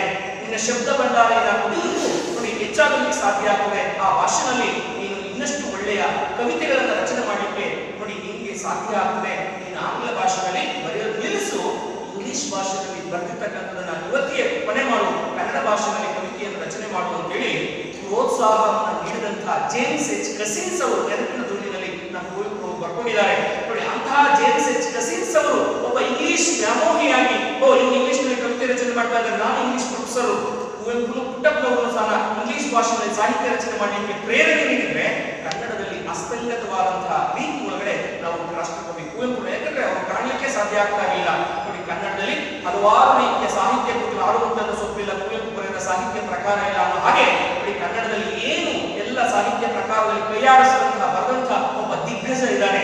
ಸಾಹಿತ್ಯಕ್ಕೋಸ್ಕರವಾಗಿ ಏನೇನು ಪ್ರಶಸ್ತಿಗಳಿದ್ದಾವೆ ಎಲ್ಲ ಪ್ರಶಸ್ತಿಗಳನ್ನು ತನ್ನ ಮುಡಿಗೇರಿಸಿಕೊಂಡಂತಹ ಒಬ್ಬ ವ್ಯಕ್ತಿ, ವಿಶ್ವ ಮಾನವತಾವಾದಿ ರಾಷ್ಟ್ರಕವಿ ಕುವೆಂಪು ಅವರು ಕನ್ನಡ ಭಾಷೆಯನ್ನು ಉದಯಿಸಲಿಕ್ಕೆ ಸಾಧ್ಯ ಆಗ್ತಾ ಇಲ್ಲ ನೋಡಿ. ಅಂತಹ ಸಂದರ್ಭದೊಳಗಡೆ ಅವರೊಳಗಡೆ ನೋಡಿ ಆ ಒಂದು ವಿಚಾರವನ್ನು ಬಿತ್ತಂತವರು, ಮಾತೃಪ್ರೇಮ ಭಾವನೆಯನ್ನು ಬಿತ್ತಂತವರು ಇಂಗ್ಲಿಷ್ ಭಾಷೆಯ ಕವಿ ಜೇಮ್ಸ್ ಎಸ್ ಕಸಿನ್ಸ್ ಅವರು, ಅವರೇ ಅದನ್ನು ಹೇಳ್ಕೊಂಡಿದ್ದಾರೆ. ಇಂತಹ ಸಂದರ್ಭದೊಳಗಡೆ ನನ್ನಲ್ಲಿ ಆ ಇಂಗ್ಲಿಷ್ ಭಾಷೆಯಲ್ಲಿ ಕವಿತೆ ಬರೆದಾಗ ಕನ್ನಡದಲ್ಲಿ ಬರೆಯುವಂತೆ ಪ್ರೇರಣೆ ನೀಡದೆ ಹೋಗಿದ್ರೆ ನನಗೆ ನಾನು ಕನ್ನಡದಲ್ಲಿ ಏನಾಗ್ತಾ ಇದೆ, ಅಸ್ತಂಗತನಾಗ್ತಾ ಇದ್ದೆ. ಕನ್ನಡದಲ್ಲಿ ನಾನು ಕವಿಯಾಗಲಿಕ್ಕೆ, ಸಾಹಿತ್ಯ ರಚನೆ ಮಾಡಲಿಕ್ಕೆ ಸಾಧ್ಯ ಆಗ್ತಾ ಇರಲಿಲ್ಲ.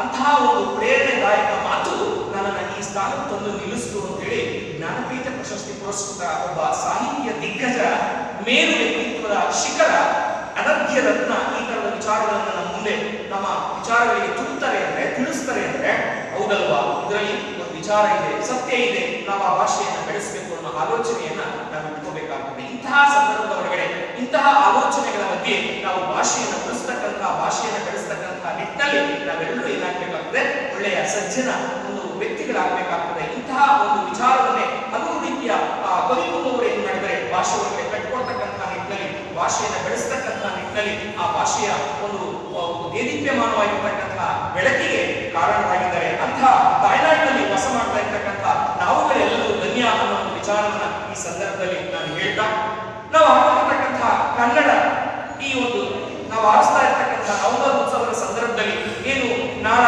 ಧ್ವಜದ ಆರೋಹಣ, ಅದ್ರ ಬಗ್ಗೆ ವಾದ ವಿವಾದಗಳು, ಪ್ರತಿವಾದಗಳು ಎಷ್ಟು ಯಾವುದೇ ಸರ್ಕಾರಗಳು ಬರಲಿ ನಾವು ವಿಚಾರಗಳಿಗೆ ಹೋಗೋದು ಬೇಡ.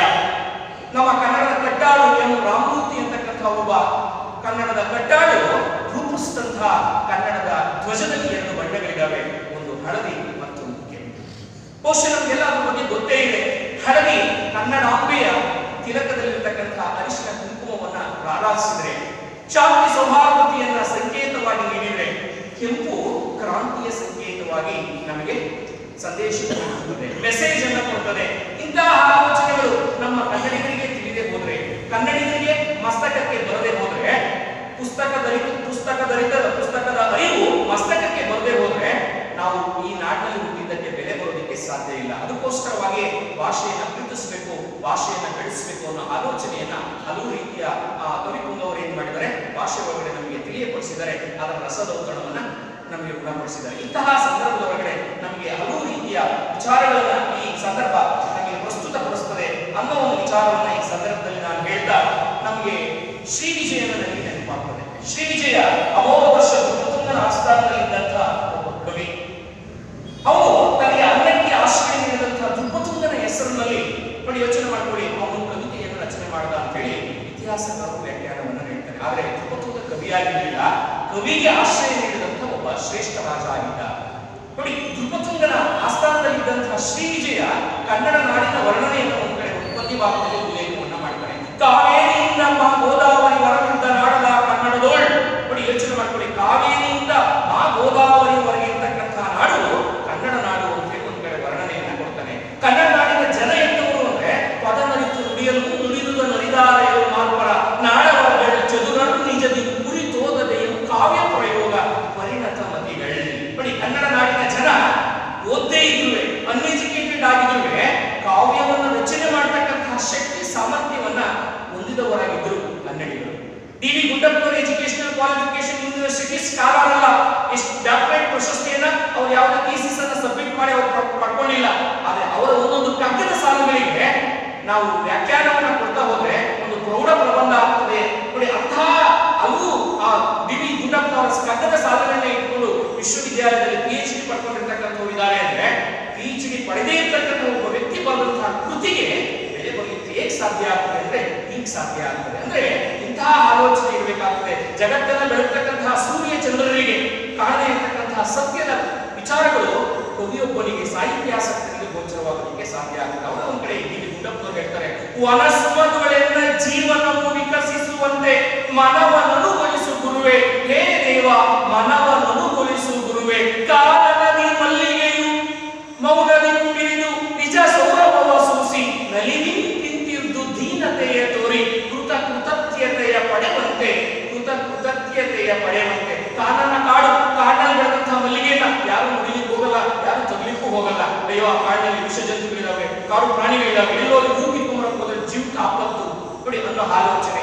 ಅಂತಹ ಜೀವನ ನಮ್ದಾದ್ರೂ ಅದನ್ನು ಆಸ್ವಾದಿಸುವ ಗುಣಗ್ರಾಹಕತೆ ಕನ್ನಡಿಗರಿಗೆ ಬರದೆ ಹೋದ್ರೆ ಈ ನೆಲ, ಈ ಜಲ, ಈ ಭಾಷೆ ಒತ್ತಿ ಹೋಗ್ತದೆ, ಸ್ವರ್ಗಿ ಹೋಗ್ತದೆ. ಇಂತಹ ಒಂದು ಅಧ್ಯಾಯ ಮಾನವೀಯನ್ನ ಬದುಕಿನಲ್ಲಿ ಭಾಗಿಯಾದವರಿಗೆ ಸುಖದ ಸುಪ್ಪತ್ತಿಗೆಯನ್ನು ಕೊಡ್ಲಿಕ್ಕೆ ಸಾಧ್ಯ ಇದ್ರೂ ಅವರು ರಸದೌತಣವನ್ನ, ಬದುಕಿನ ಆಸ್ವಾದನೆಯ ಅನುಭವವನ್ನ ಪಟ್ಕೊಂಡಂತವರು ಡಿ.ವಿ. ಗುಂಡಪ್ಪನವರು. ಆಗರ್ಭ ಶ್ರೀಮಂತರೇನಲ್ಲ. ಸತತ ಸಮಯದಲ್ಲಿ ಅವರ ಮರದ ಪೆಟ್ಟಿಗೆನಲ್ಲಿ ಹಲವು ರೀತಿಯ ಚೆಕ್ಗಳಿದ್ದು ಬಹುಮಾನವಾಗಿ ಬಂದಂತವು ಅವನು ಹೋಗಿ ನಗದೀಕರಣ ಮಾಡ್ಕೊಳ್ಳಿಕ್ಕೆ, ತನ್ನ ಅಕೌಂಟಿಗೆ ವರ್ಗಾವಣೆ ಮಾಡ್ಕೊಳ್ಳಿಕ್ಕೆ ಮನಸ್ಸನ್ನ ಇಚ್ಛೆ ಕೊಡದೇ ಇರತಕ್ಕಂಥ ಯಾರಾದರೂ ಶ್ರೇಷ್ಠ ಸಾಹಿತಿ, ದಿಗ್ಗಜ ವ್ಯಕ್ತಿ ಇದ್ದಾರೆ ಅಂದ್ರೆ ಅವರ ಶಕ್ತಿ ಡಿ.ವಿ. ಗುಂಡಪ್ಪನವರು ಒಬ್ಬರೇ ಮಾತ್ರ, ಬೇರೆ ಯಾರು ಅಲ್ಲ. ಯಾಕಂದ್ರೆ ಇಂತಹ ಒಂದು ನಿಯಮದ ಚೌಕಟ್ಟಿನ ಒಳಗಡೆ, ಸುವರ್ಣ ಚೌಕಟ್ಟಿನ ಹಿನ್ನೆಲೆಯಲ್ಲಿ ಅವರು ಬದುಕನ್ನ ಆಸ್ವಾದಿಸಿದಂಥವರು ಡಿ.ವಿ. ಗುಂಡಪ್ಪನವರು. ಯಾವುದನ್ನು ಸಹ ನೋಡಿ, ಅವರು ಅದನ್ನ ಪರಾಮರ್ಶೆ ಮಾಡದೆ ಅದನ್ನು ಒಪ್ಕೊಳ್ತಕ್ಕಂತಹ ಮನಸ್ಸಿನ ಸ್ವಭಾವದವರಾಗಿರಲಿಲ್ಲ. ಅವರೆಷ್ಟೇ ನನ್ನನ್ನು ಕುಸಲಾಯಿಸಿದ್ರು ಅದು ನನ್ನ ಮನಸ್ಸಿಗೆ ಒಪ್ಪಿತ ಆಗದೆ ಹೊರತು ಅದನ್ನ ಸ್ವೀಕರಿಸತಕ್ಕಂತಹ ಗುಣ ಸ್ವಭಾವ ಡಿ.ವಿ. ಗುಂಡಪ್ಪನವರಿಗೆ ಅವರು ಹುಟ್ಟಿದಂತಹ ಸಂದರ್ಭದಿಂದಲೂ ಸಹ ಅದು ಬಂದಿರಲಿಲ್ಲ. ಅಂತಹ ಒಂದು ಒಳ್ಳೆಯ ಆದರ್ಶ ವ್ಯಕ್ತಿತ್ವ, ನಿರ್ವ್ಯಾಜ್ಯ ವ್ಯಕ್ತಿತ್ವ ಡಿ.ವಿ. ಗುಂಡಪ್ಪನವರು ಹೊಂದಿದ್ರು. ಆ ಸಂದರ್ಭದಲ್ಲಿ ನಾವು ಅಂತಹ ವಿಚಾರಗಳನ್ನು ನೋಡಿದಾಗ ಇಂತಹ ವ್ಯಕ್ತಿಗಳು ಇದ್ದಾರ. ಹೆಂಡತಿ ಭಾಗೀರಥಮ್ಮನವರು ಎಷ್ಟು ಒಳ್ಳೆ ಗುಣಗ್ರಾಹಕತೆ ಒಳಗಾದಂಥವ್ರು ಅಂದ್ರೆ ಗಂಡನನ್ನು ಮರು ಮಾತನ್ನ ಹಾಡದೆ. ನೋಡಿ, ಹೆಂಡತಿಗೆ ಸೀರೆ ಕೊಡಿಸಲಿಕ್ಕೂ ಯೋಗ್ಯತೆ ಇಲ್ಲದೆ ಇರತಕ್ಕಂಥ ಯಾರಾದರೂ ಕನ್ನಡದ ಮೇರು ಸಾಹಿತಿ ಇದ್ದಾರೆ ಅಂದ್ರೆ ಅವರು ನಮ್ಮ ಡಿ.ವಿ. ಗುಂಡಪ್ಪನವರು ಅಂದ್ರೆ ತಪ್ಪಾಗೋದಕ್ಕೆ ಸಾಧ್ಯ ಇಲ್ಲ. ಹಾಗಾದ್ರೆ ಅವ್ರ ಹೆಂಡತಿಗೆ ಸೀರೆ ಕೊಡಿಸ್ಲಿಕ್ಕೂ ಅವ್ರ ಹತ್ರ ಪುಡಿಗಾಸಿರ್ಲಿಲ್ವಾ ಅಂತ ಹೇಳಿ ನಮಗೆ ಅನ್ನಿಸ್ಬೋದು. ಆದ್ರೆ ಪುಡಿಗಾಸು ಮಾಡಬೇಕು ಅನ್ನೋಗಿದ್ರೆ, ಹಣಕ್ಕೆ ಹೆಚ್ಚು ಒತ್ತಡ ಕೊಡಬೇಕು ಅನ್ನೋ ಆಲೋಚನೆ ಇದ್ದಿದ್ರೆ ಅವರು ಸಾರಸ್ವತ ಲೋಕದ ಕನ್ನಡದ ಭೀಷ್ಮ ಅನಿಸ್ಕೊಳ್ಳೋದಕ್ಕೆ ಸಾಧ್ಯ ಆಗ್ತಾ ಇರಲಿಲ್ಲ. ಅಂದ್ರೆ ನಾವು ಏನಾದರೂ ಒಂದು ಪಡಿಬೇಕು ಅಂದ್ರೆ ಮತ್ತಿನ್ನೇನೋ ಮತ್ತೊಂದನ್ನ ನಾವು ಬಿಡಬೇಕಾಗ್ತದೆ. ಇಂತಹ ಸಂದರ್ಭದ ಒಳಗಡೆ ಹಲವು ರೀತಿಯ ವಿಚಾರಗಳು ಕನ್ನಡ ತಾಯಿ ಬೇರಿನಲ್ಲಿ, ಕನ್ನಡ ಭಾಷೆ ಒಳಗಡೆ ನಮಗೆ ಸಿಗೋದಿಕ್ಕೆ ಸಾಧ್ಯ ಆಗ್ತದೆ. ಅಂತಹ ಒಂದು ಈ ಭಾಷೆ ಒಳಗಡೆ ವಚನಗಳು ಉದ್ಭವವಾಗಿದ್ದಾವೆ, ಹುಟ್ಕೊಂಡಿದ್ದಾವೆ. ಜನಪದ ಸಾಹಿತ್ಯ ಹುಟ್ಕೊಂಡಿದೆ, ಜೊತೆಗೆ ತ್ರಿಪದಿ ಸಾಹಿತ್ಯ ಹುಟ್ಕೊಂಡಿದೆ, ಸುನೀತ ಸಾಹಿತ್ಯ ಪ್ರಕಾರ ಹುಟ್ಕೊಂಡಿದೆ. A poem is consist of 14 lines is called ಸುನೀತ. ಇಂಗ್ಲಿಷ್ ನಲ್ಲಿ ಸಾನೆಟ್ ಅಂತ ನಾವು ಕರಿತೀವಿ. 14 ಸಾಲಿನ ಸಾಹಿತ್ಯ ಪ್ರಕಾರ ಸೃಷ್ಟಿಯಾಗಿದೆ, ಭಾವಗೀತೆ ಸೃಷ್ಟಿಯಾಗಿದೆ, ನಾಟಕ ಸೃಷ್ಟಿಯಾಗಿದೆ, ಹಲವು ರೀತಿಯ ಸಾಹಿತ್ಯ ಪ್ರಕಾರಗಳು, ಸಣ್ಣ ಕಥೆಗಳು ಸೃಷ್ಟಿಯಾಗಿದ್ದಾವೆ. ಆ ಎಲ್ಲ ವಿಚಾರಗಳನ್ನು ಓದ್ತಾ ಹೋದ್ರೆ ಒಂದು ಸಮಾಜಕ್ಕೆ ಮೆಸೇಜ್ ಏನಾಗ್ತದೆ ಹೋಗ್ತದೆ. ಆ ಮುಖಾಂತರವಾಗಿ ಭಾಷೆಯ ಸುಗಂಧ ದ್ರವ್ಯ ಇತರರಿಗೆ ರಾರಾಜಿಸಲಿಕ್ಕೆ ಸಾಧ್ಯ ಆಗ್ತದೆ. ಅಂತಹ ಸುಗಂಧ ದ್ರವ್ಯದ ಭಾಷೆ ನಮ್ಮ ಕನ್ನಡ ಭಾಷೆ ಅಂದ್ರೆ ಅತಿಶಯೋಕ್ತಿ ಎನಿಸಲಾರದು. ಇಂತಹ ಆಲೋಚನೆಗಳನ್ನ ಪ್ರತಿಯೊಬ್ಬರು ನಾವು ಇಟ್ಕೋಬೇಕಾಗ್ತದೆ ಅನ್ನೋ ಒಂದು ವಿಚಾರವನ್ನ ನಾನು ಈ ಸಂದರ್ಭದಲ್ಲಿ ತಮ್ಮ ಮುಂದೆ ಪ್ರಸ್ತುತಪಡಿಸ್ತೇನೆ. ಹಾಗೆ ರಾಷ್ಟ್ರಕವಿ ಕುವೆಂಪು ಒಂದು ಕಡೆ ಒಂದು ಮಾತು ಹೇಳ್ತಾರೆ, ನೀ ಮೆಟ್ಟುವ ನೆಲ ಅದೇ ಕರ್ನಾಟಕ, ನೀ ಏರುವ ಮನೆ ಸದ್ಯಾದ್ರಿ, ನೀ ಮುಟ್ಟುವ ಮರ ಶ್ರೀಗಂಧದ ಮರ, ನೀ ಕುಡಿಯುವ ನೀರು ಕಾವೇರಿ. ನಾನು ಎಲ್ಲಿ ವಾಸಿಸ್ತಾ ಇದ್ದೀನಿ, ಎಲ್ಲಿ ಜೀವಿಸ್ತಾ ಇದ್ದೀನಿ, ಈ ನೆಲಕ್ಕೆ ಗಟ್ಟಿತನವನ್ನ ಕೊಡ್ತಕ್ಕಂತಹ ರೀತಿಯಲ್ಲಿ, ಈ ನೆಲವನ್ನ ಉಳಿಸ್ತಕ್ಕಂತಹ ನಿಟ್ಟಿನಲ್ಲಿ, ಬೆಳೆಸ್ತಕ್ಕಂತಹ ನಿಟ್ಟಿನಲ್ಲಿ ಆಲೋಚನೆಗಳು ನನ್ನ ಮಸ್ತಕದಲ್ಲಿ ಬರದೆ ಹೋದ್ರೆ ನಾನು ಈ ನಾಡಿನಲ್ಲಿ ಹುಟ್ಟಿದ್ದಕ್ಕೆ ಬೆಲೆ ಬರೋದಕ್ಕೆ ಸಾಧ್ಯ ಇಲ್ಲ. ಕ್ರಿಸ್ತು ಶಕ 450ರಲ್ಲಿ ಸಿಕ್ಕಂತಹ ಹಾಸನ ಜಿಲ್ಲೆ ಬೇಲೂರು ತಾಲೂಕಿನ ಹಲ್ಮಿಡಿ ಶಾಸ್ತ್ರದಲ್ಲಿ ಕೇವಲ 11 ಸಾಲಿನ ಶಾಸ್ತ್ರದ ಒಳಗಡೆ ಕನ್ನಡ ನಾಡಿನ ವಿಚಾರವನ್ನ, ಕನ್ನಡ ನಾಡಿನ ಜನರ ರಾಜರ ಗುಣಗ್ರಾಹಕತೆಯ ವಿಸ್ತಾರವನ್ನ ನೋಡಿ ಆ ಕವಿ ಸಾಹಿತಿ ನಮಗೆ ಗುಣಪಡಿಸ್ತಾನೆ ಅಂದ್ರೆ ಇದಕ್ಕಿಂತಲೂ ಪುರಾವೆಗಳು ಬೇಕಾ? ನೋಡಿ, ಶಾಸ್ತ್ರೀಯ ಭಾಷೆಯ ಸ್ಥಾನಮಾನ ಸಿಕ್ಕಿರ್ತಕ್ಕಂತಹ ಭಾಷೆ, ಪಂಚ ದ್ರಾವಿಡ ಭಾಷೆಗಳಲ್ಲಿ ನೋಡಿ ನಮ್ದು ಹೆಗ್ಗಳಿಕೆಗೆ ಪಾತ್ರವಾಗಿರ್ತಕ್ಕಂತಹ ಭಾಷೆ. ಇಷ್ಟೇಯಕ್ಕೆ ಜರ್ಮನಿಯಿಂದ ಕ್ರೈಸ್ತ ಪಾದ್ರಿಯಾಗಿ ಭಾರತಕ್ಕೆ ಬಂದಂತಹ ರೆವರೆಂಡ್ ಫರ್ಡಿನಾಂಡ್ ವಿಟೆಲ್ ಕ್ರೈಸ್ತ ಪಾದ್ರಿಯಾಗಿ ಧರ್ಮ ಮತ ಪ್ರಚಾರವನ್ನ ಮಾಡಲಿಕ್ಕೋಸ್ಕರವಾಗಿ, ಕ್ರೈಸ್ತ ಮತ ಪ್ರಚಾರವನ್ನ ಮಾಡಲಿಕ್ಕೋಸ್ಕರವಾಗಿ ಭಾರತಕ್ಕೆ ಬಂದಂತವನು. ಅದು ವಿಶೇಷವಾಗಿ ಕರ್ನಾಟಕಕ್ಕೆ ಹುಬ್ಬಳ್ಳಿ, ಧಾರವಾಡ, ಮಂಗಳೂರು, ಮೈಸೂರಿಗೆ ಭೇಟಿ ಕೊಟ್ಟಂತವನು. ಬಂದಂತಹ ಸಮಯದಲ್ಲಿ ಎಂತಹ ಆಲೋಚನೆ ಬರ್ತದೆ ಅವನಿಗೆ ಅಂದ್ರೆ ಕನ್ನಡವನ್ನು ತಾನು ಕಲಿಬೇಕು ಅನ್ನೋ ಆಲೋಚನೆ ಬರ್ತದೆ. ಸುಮಾರು 22 ವರ್ಷಗಳ ಕಾಲ ಈ ನೆಲದಲ್ಲಿ ಅವನು ಜೀವಿಸ್ತಾನೆ, ಈ ಭಾಷೆಯನ್ನು ಉಸಿರಾಡ್ತಾನೆ. ಜೊತೆಗೆ ಕನ್ನಡಿಗರಿಗೆ ಕೊಡಲಿಕ್ಕಾಗದೇ ಇರ್ತಕ್ಕಂತಹ ಒಂದು ಉತ್ಕೃಷ್ಟವನ್ನ ಅಥವಾ ಒಂದು ಒಳ್ಳೆಯ ಗ್ರಂಥವನ್ನ ಕನ್ನಡ ಭಾಷೆಗೆ ಕೊಡುಗೆಯಾಗಿ ಕೊಡ್ತಾನೆ. ಕನ್ನಡ ಇಂಗ್ಲಿಷ್ ನಿಘಂಟು ಅಂತಕ್ಕಂಥ ಒಂದು ಗ್ರಂಥವನ್ನ ಕನ್ನಡಕ್ಕೆ ಉತ್ಗ್ರಂಥದ ರೀತಿಯಲ್ಲಿ ಕೊಡುಗೆಯಾಗಿ ಕೊಡ್ತಾನೆ. ಸುಮಾರು 70,000 ಪದಗಳಿಗೆ ಅರ್ಥವನ್ನು ಒಳಗೊಂಡಿರ್ತಕ್ಕಂತಹ ಗ್ರಂಥ ಅನ್ನಿಸ್ಕೊಳ್ಳುತ್ತೆ. ಹಾಗಾದ್ರೆ ಆತನ ಮಾತೃಭಾಷೆ ಯಾವುದು? ಮಾತೃಭಾಷೆ ಕನ್ನಡ ಅಲ್ಲ. ಪಾಶ್ಚಾತ್ಯ ನೋಡಿ, ಅವನು ಏನ್ ಮಾಡಿದ? ಮತ ಪ್ರಚಾರವನ್ನ ಮಾಡಿ ಜರ್ಮನಿಯಿಂದ ಏನ್ ಮಾಡಿದ? ಒಬ್ಬ ಮಿಷನರಿಯಾಗಿ, ಕ್ರೈಸ್ತ ಪಾದ್ರಿಯಾಗಿ ಭಾರತ ದೇಶಕ್ಕೆ ಬಂದ. ಆದ್ರೆ ಅದೇನೋ ಗೊತ್ತಿಲ್ಲ, ಈ ನೆಲ ಅವನನ್ನ ಕನ್ನಡವನ್ನ ಕಲಿಯುವಂತೆ ಪ್ರೇರೇಪಿಸಿತು. ಈ ಕನ್ನಡದಲ್ಲಿ ಯಾರು ಕೊಡೋದಕ್ಕಾಗದೇ ಇರ್ತಕ್ಕಂಥ ಕನ್ನಡಿಗರೇ ಕನ್ನಡಕ್ಕೆ ಕೊಡೋದಕ್ಕಾಗದೇ ಇರ್ತಕ್ಕಂಥ ಒಂದು ಗ್ರಂಥವನ್ನ ಕನ್ನಡಕ್ಕೆ ಅವನೇನ್ ಮಾಡ್ದ? ಕೊಟ್ಟ. ಅವನು ಚಿರಸ್ಥಾಯಿಯಾಗಿ ಹೋದ. ಮಕ್ಕಳೇ, ಇಂತಹ ಆಲೋಚನೆಗಳು, ಇಂತಹ ವಿದ್ವಾಂಸರು, ಇಂತಹ ಹಲವು ವಿಚಾರಗಳು ನೋಡಿ ನಮಗೆ ಹೇಳಿದಂತಹ ವಿಚಾರಗಳನ್ನ ನೋಡಿ ನಾವು ಮಕ್ಕಳಿಗೆ ತುಂಬದೆ ಹೋದ್ರೆ, ಯುವ ಜನಾಂಗಕ್ಕೆ ತುಂಬದೆ ಹೋದ್ರೆ ಈ ನೆಲಕ್ಕೆ, ಈ ಭಾಷೆಗೆ ಬೆಲೆ ಬರೋದಕ್ಕೆ ಸಾಧ್ಯ ಇಲ್ಲ ಅನ್ನೋದು ನನ್ನ ಆಲೋಚನೆ. ಇಂತಹ ಆಲೋಚನೆಯ ಒಳಗಡೆ ಹಲವು ರೀತಿಯ ವಿಚಾರಗಳು, ಹಲವು ರೀತಿಯ ಮಸ್ತಕದ ಅಂಶಗಳು ನೋಡಿ ನಮ್ಮ ತಲೆಯಲ್ಲಿ ಏನಾಗ್ತವೆ? ಸದಾ ರಾರಾಜಿಸ್ತವೆ. ಡಿ.ವಿ. ಗುಡ್ಡಪ್ಪನವರು ಒಂದು ಕಡೆ ಹೇಳ್ತಾರೆ, ಏಯಿಂದ ಒಳಗೆ ಹೊಗೆ ಒಂದು ತಮಟೆಗಳಿಲ್ಲ, ಫಲ ಮಾಗು ಒಂದು ತುತ್ತೂರಿ ದನಿಯಿಲ್ಲ, ಬೆಳಗೀವ ಸೂರ್ಯ ಚಂದ್ರರದ್ದೊಂದು ಸುದ್ದಿಲ್ಲ, ಹುಲಿನಿಂದ ತುಡಿಗಳನ್ನು ಅಂತಿಮ. ನಾನು ಆ ವಿಶ್ವವಿದ್ಯಾಲಯದಲ್ಲಿ ಡಾಕ್ಟರೇಟ್ ಪ್ರಶಸ್ತಿಯನ್ನು ಪಡ್ಕೊಂಡಿದ್ದೀನಿ. ನನಗೆ ಆ ರಾಜ್ಯೋತ್ಸವ ಪ್ರಶಸ್ತಿ ಬಂತು, ಈ ಪ್ರಶಸ್ತಿ ಬಂತು, ಏನು ಬೇಡ. ಸೂರ್ಯ ಚಂದ್ರರು ನಿಶಬ್ದವಾಗಿ ಕೆಲಸ ಮಾಡ್ತಾ ಇದ್ದಾರೆ. ಆ ಗುಣ ಮೊದಲು ನಿಮಗೆ ಬರಲಿ. ಮಕ್ಕಳೇ, ಇಂತಹ ಆಲೋಚನೆಗಳು, ಇಂತಹ ವಿಚಾರಗಳು, ಯುವ ಜನರೇ ಇಂತಹ ವಿಚಾರಗಳು, ಇಂತಹ ಒಂದು ವಿಚಾರಗಳನ್ನ ನಮ್ಮ ಮಕ್ಕಳಲ್ಲಿ ತುಂಬದೆ ಹೋದ್ರೆ, ಯುವ ಜನರಲ್ಲಿ ತುಂಬದೆ ಹೋದ್ರೆ, ಇಂತಹ ಕವಿಗಳ, ದಾರ್ಶನಿಕರ, ತತ್ವಜ್ಞಾನಿಗಳ ವಿಚಾರಗಳೇನಾಗ್ತವೆ? ಜನರಿಗೆ ಮುಟ್ಟೋದಿಕ್ಕೆ ಸಾಧ್ಯ ಆಗೋದಿಲ್ಲ. ಆಗ ಏನಾಗ್ತದೆ? ಭಾಷಾ ಪ್ರೇಮ ತಾನಾಗೆ ಹರಡೋದಿಕ್ಕೆ ಸಾಧ್ಯ ಆಗೋದಿಲ್ಲ. ಅದಕ್ಕೋಸ್ಕರವಾಗಿ ನಾವು ಯುವ ಅನಂತಮೂರ್ತಿ ಅವರು ಹೇಳಿದಂತಹ ನೋಡಿ ಮಾತು ನಮಗೆ ನೆನಪಲ್ಲಿ ಇಟ್ಕೋಬೇಕಾಗ್ತದೆ. ಕನ್ನಡದಲ್ಲಿ ನಾವೇನ್ ಮಾಡಬೇಕಾಗ್ತದೆ?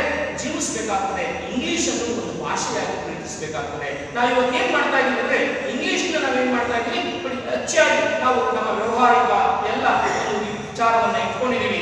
ಆದ್ರೆ ಕನ್ನಡ ಭಾಷೆಯನ್ನು ಏನ್ ಮಾಡ್ತಾ ಇದೀವಿ? ಇಂಗ್ಲಿಶಿನ ಸ್ಥಾನದಲ್ಲಿ ಇಟ್ಟು ಅದರಲ್ಲಿ ಜೀವಿಸ್ತಾ ಇದೀವಿ. ಆದ್ರೆ ನಾವು ಜೀವಿಸಬೇಕಾಗಿರ್ತಕ್ಕಂಥದ್ದು ಕನ್ನಡ ನೆಲದಲ್ಲಿ, ಕನ್ನಡ ಈ ಭೌಗೋಳಿಕ ಸನ್ನಿವೇಶದಲ್ಲಿ ಇಂತಹ ಆಲೋಚನೆಗಳು ಪ್ರತಿಯೊಬ್ಬರಲ್ಲಿ ಬರಲಿ.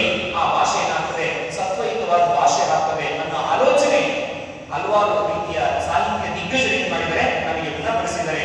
ಇಂತಹ ಸಂದರ್ಭದಲ್ಲಿ ನನಗೆ ಒಂದು ಕ್ರಾಂತಿ ಗೀತೆ ನನಗೆ ನೆನಪಾಗ್ತದೆ.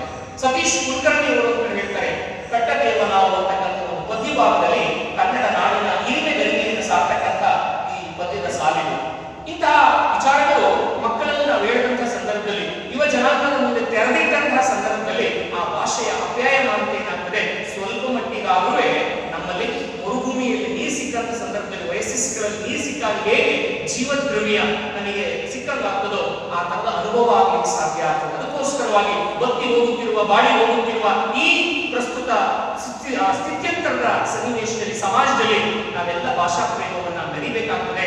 ಇಂತಹ ಕ್ರಾಂತಿ ಗೀತೆಗಳನ್ನ ಜನರಿಗೆ, ಮಕ್ಕಳಿಗೆ, ಯುವಕರಿಗೆ ಸಂದೇಶದ ರೂಪದಲ್ಲಿ ಸಾಕಾಗ ಎಲ್ಲ ಕೇಳಲಿ ಎಂದು ನಾನು ಹಾಡುವುದಿಲ್ಲ, ಹಾಡುವುದು ಕರ್ಮ ಎನಗೆ ಅನ್ನೋ ಹಾಗೆ ಜಿ.ಎಸ್. ಶಿವರುದ್ರಪ್ಪನವರು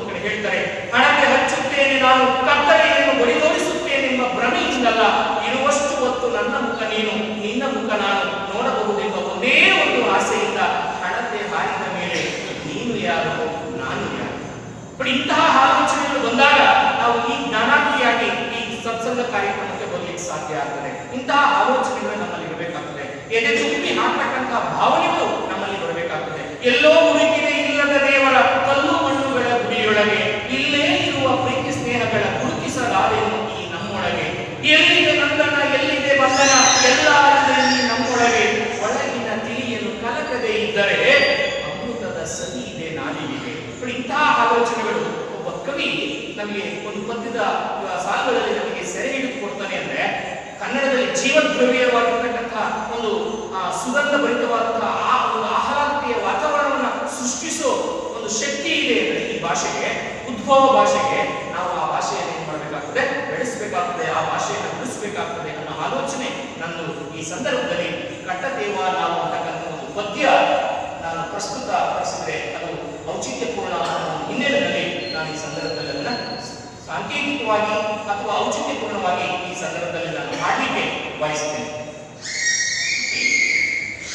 ಕಟ್ಟತ್ತೇವ ನಾವು ಕಟ್ಟತ್ತೇವ ನಾವು ಕಟ್ಟೆ ಕಟ್ಟತೇವ, ಒಡೆದ ಮನಸ್ಸುಗಳ ಕಂಡ ಕನಸುಗಳ ಕಟ್ಟೆ ಕಟ್ಟತೇವ, ನಾವು ಕನಸು ಕಟ್ಟತೇವ. ಕಟ್ಟತ್ತೇವ ನಾವು ಕಟ್ಟತ್ತೇವ ನಾವು ಕಟ್ಟೆ ಕಟ್ಟತೇವ, ಒಡೆದ ಮನಸ್ಸುಗಳ ಕಂಡ ಕನಸುಗಳ ಕಟ್ಟೆ ಕಟ್ಟುತ್ತೇವ, ನಾವು ಕನಸ ಕಟ್ಟುತ್ತೇವ. ಜಾತಿ ಇಲ್ಲದ ಪ್ರೀತಿ ಇಲ್ಲದ ಬಾಳ ಕಟ್ಟತೇವ, ಕುಲವೆನ್ನದೆ ಮನುಕುಲವ ನಾವು ಕಟ್ಟತೇವ, ನಾವು ನಾಡ ಕಟ್ಟತೇವ.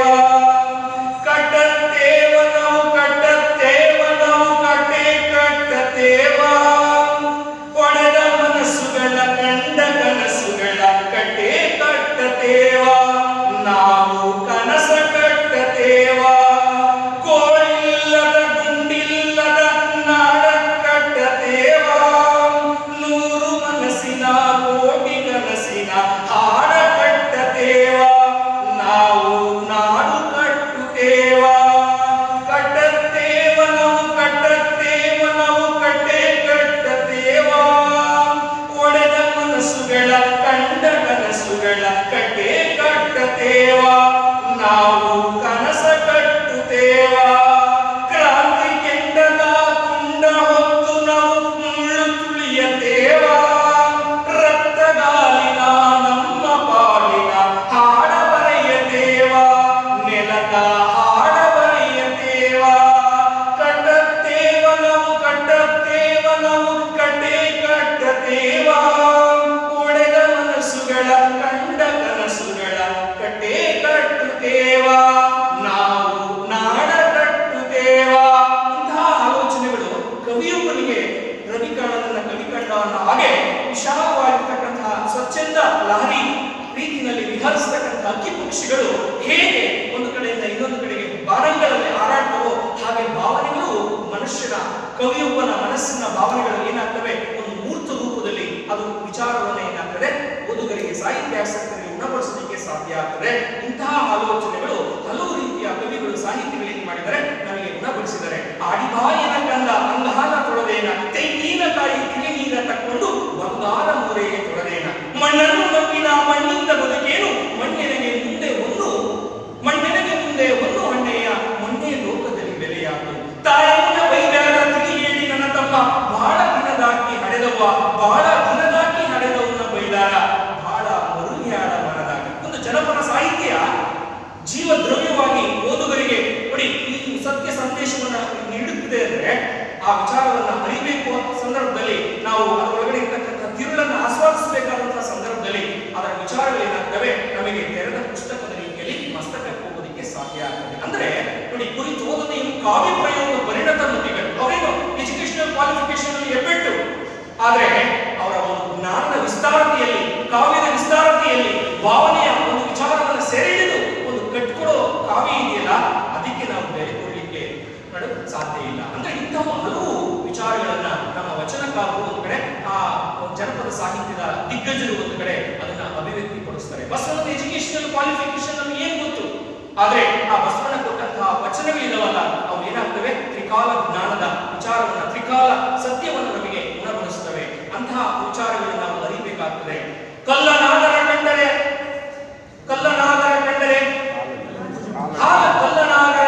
ಹಾಲ ಬೆರೆ ಎಂಬರು, ತಿಟದ ನಾಗರ ಕಂಡರೆ ಕೊಲ್ಲೆಂಬರಯ್ಯ, ಉಂಬ ಜಂಗಮ ಬಂದರೆ ನೆಡೆ ಎಂಬರು, ಮುನದ ಲಿಂಗಕ್ಕೆ ಭುವನವ ಹಿಡು ಎಂಬುವರಯ್ಯ, ಕೂಡಲ ಸಂಗಮ ದೇವ. ಬೆಟ್ಟದ ಮೇಲೊಂದು ಮನೆಯ ಮಾಡಿ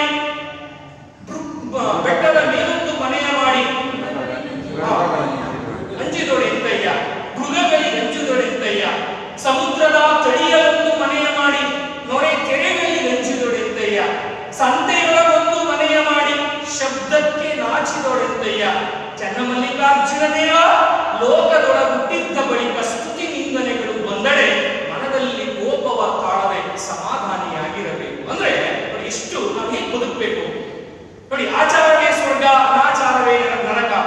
ನೋಡಿ ಎಂತಹ ಆಲೋಚನೆಗಳು, ಒಳ್ಳೇದು ಮಾಡಬೇಕು ಕೆಟ್ಟದ್ದು ಮಾಡಬಾರದು, ಇಂತಹ ಆಲೋಚನೆಗಳನ್ನು ವಚನಕಾರರು ನೋಡಿ ಜನಪದ ಸಾಹಿತ್ಯದ ಹಲವಾರು ಜನಪದ ಹಾಡುಗಾರರು, ಕವಿಗಳು ನಮಗೆ ಗುಣಪಡಿಸುತ್ತಾರೆ. ಅಂದ್ರೆ ಈ ಭಾಷೆ ಏನಾಗ್ತದೆ, ಹುಲಸಾಗಿ ಬೆಳೀತಕ್ಕಂತಹ ಬೋಧಿ ವೃಕ್ಷದ ರೀತಿಯಲ್ಲಿ ಬುದ್ಧನಿಗೆ ಜ್ಞಾನೋದಯವನ್ನು ನೀಡಿದಂತಹ ಬೋಧಿ ವೃಕ್ಷ ಏನಾಗ್ತದೆ, ಜ್ಞಾನ ವೃಕ್ಷವಾಗಿ ಹೇಗೆ ಸಮಾಜಕ್ಕೆ ಕೊಡುಗೆಯಾಗಿ ಕೊಡಲ್ಪಡುತ್ತದೋ ಆ ರೀತಿಯಾಗಿರ್ತಕ್ಕಂತಹ ಭಾಷೆ. ಎರಡನೇ ಅತಿ ಹೆಚ್ಚು ಜ್ಞಾನಪೀಠ ಪ್ರಶಸ್ತಿಯನ್ನು ಪಡ್ಕೊಂಡಿರ್ತಕ್ಕಂತಹ ಭಾರತೀಯ ಭಾಷೆ ನಮ್ಮ ಭಾಷೆ. ಅದು ಹೆಗ್ಗಳಿಕೆ ನಮಗೆ ಇರಬೇಕಾಗ್ತದೆ. ಇಂಥವು ನೋಡಿ ನಮ್ಮ ಈ ಸಂದರ್ಭದ ಒಳಗಡೆ, ಸ್ಥಿತ್ಯಂತರದ ಈ ಸಂದರ್ಭದಲ್ಲಿ ನಾವೇನಾಗಬೇಕಾಗ್ತದೆ, ಭಾಷಾ ಪ್ರೇಮವನ್ನು ನಾವೇ ಅದನ್ನ ಸಮಾಜದಲ್ಲಿ ಬಿತ್ತದೆ ಹೋದ್ರೆ ಆ ಸಮಾಜದಲ್ಲಿ ಏನಾಗ್ತದೆ, ಇಂತಹ ಒಂದು ಭಾಷೆಯ ಬಗ್ಗೆ ಅಭಿಮಾನ ಇಲ್ಲದೇ ಇರೋ ಕಾರಣಕ್ಕೆ ನಾವೆಲ್ಲ ನವೆಂಬರ್ ಕನ್ನಡಿಗರಾಗಿರ್ತಕ್ಕಂತಹ ಈ ಸಂದರ್ಭದ ಒಳಗಡೆ ಏನಾಗ್ತದೆ, ಆ ಭಾಷೆ ಏನಾಗ್ತದೆ ಮುಂದಿನ ದಿನಗಳಲ್ಲಿ ಸಂಸ್ಕೃತಕ್ಕೆ ಬಂದಿರತಕ್ಕಂತಹ ಸ್ಥಿತಿ ನಾವು ಕನ್ನಡಕ್ಕೆ ಏನಾಗ್ತೀವಿ ತರ್ತಕ್ಕಂಥ ಸಂದರ್ಭ ಒದಗಿ ಬರುತ್ತದೆ. ಅದಕ್ಕೋಸ್ಕರವಾಗಿ ಭಾಷೆಯನ್ನು ಉಳಿಸುವ, ಭಾಷೆಯನ್ನು ಬೆಳೆಸತಕ್ಕಂತಹ ನಿಟ್ಟಿನಲ್ಲಿ ನಾವೆಲ್ಲರೂ ಮನಸ್ಸು ಮಾಡಬೇಕಾಗ್ತದೆ. ಭಾಷೆ ಏನಾಗ್ತದೆ ತಾನಾಗಿಯೇ ಅದು ಉಳಿಯೋದಿಕ್ಕೆ ಸಾಧ್ಯ ಆಗ್ತದೆ ಅನ್ನೋ ಒಂದು ವಿಚಾರವನ್ನ ಈ ಸಂದರ್ಭದಲ್ಲಿ ಹೇಳ್ತಾ ಒಂದು ಕಡೆ ಸರ್ವಜ್ಞ ಹೇಳ್ತಾನೆ, ಜಾತಿ ಹೀನನ ಮನೆಯೇ ಜ್ಯೋತಿತಾ ಹೀನವೇ, ಜಾತಿ ವಿಜಾತಿಯನ್ನ ಬೇಡ ದೇವನುಲಿದಾತನೇ ಜಾತ ಸರ್ವಜ್ಞ.